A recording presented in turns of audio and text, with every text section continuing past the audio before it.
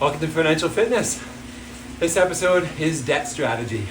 So if you've ever said future me will handle it, this episode is the intervention, especially if that was at 2 a.m.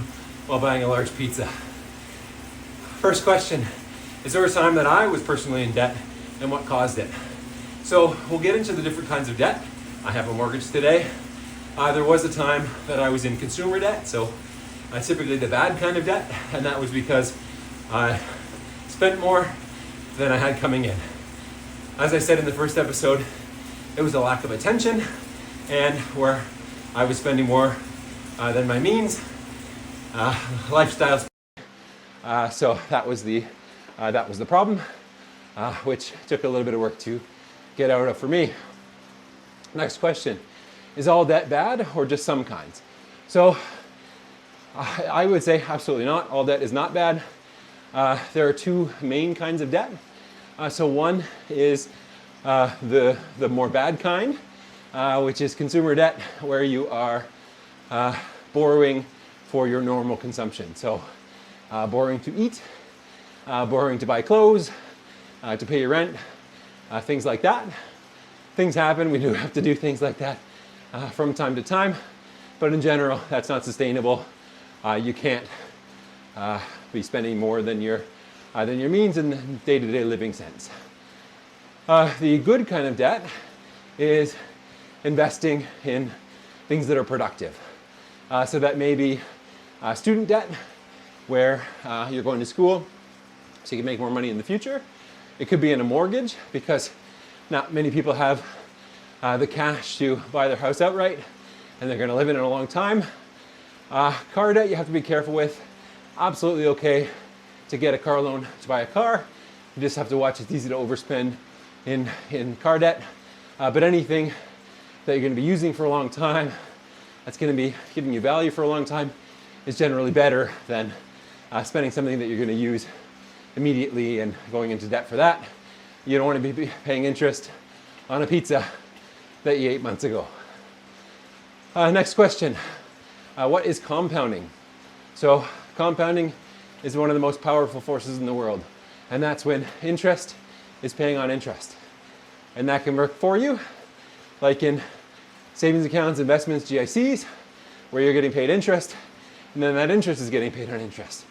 Or it can work against you, like in credit cards, where if you're making your minimum payment, you are being charged more in interest than you're paying, and that interest is making more interest, and that is compounding. That's the bad kind of compounding. So just a powerful example, $1,000 at 10% interest for 100 years is $21 million. So $1,000 turns into 21 million over 100 years, but that can either work for you or it can work against you. Next question, should I pay off debt or invest first?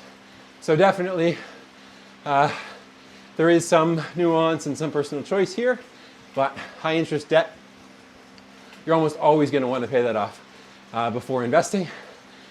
Maybe you want to build up a little bit of emergency savings before you pay off the debt, but that high interest debt has got to go. It's very rare that you're going to consistently make more than 21% like you're paying on a credit card in your investments. It makes way more sense to pay down that debt. But once you get down to lower interest rate debt, like your mortgage, some people like to pay down their mortgage quickly, but often you can make more on investments long term than you're paying on a mortgage. So that's more of a personal choice. It's a risk choice.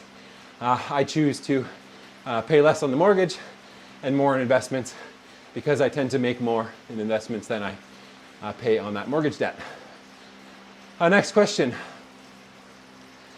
which repayment approach works better?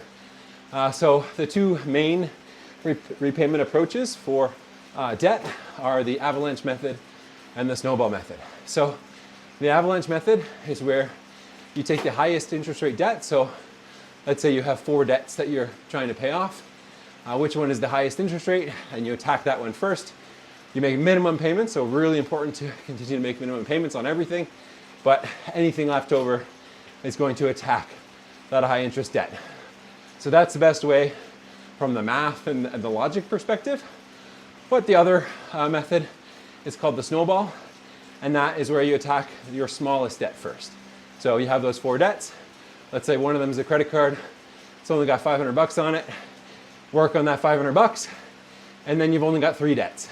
So even though it wasn't the highest interest rate, you now are only dealing with 3. So psychologically, that might feel better. You might feel more accomplished. You might stick with it. So use the method that worked for you. If you're really data-driven and the avalanche makes sense, do that. If you're really goal-driven and you like the snowball method, do that. Just pay off that debt. Next question. How do I avoid going back into debt once I've gotten out?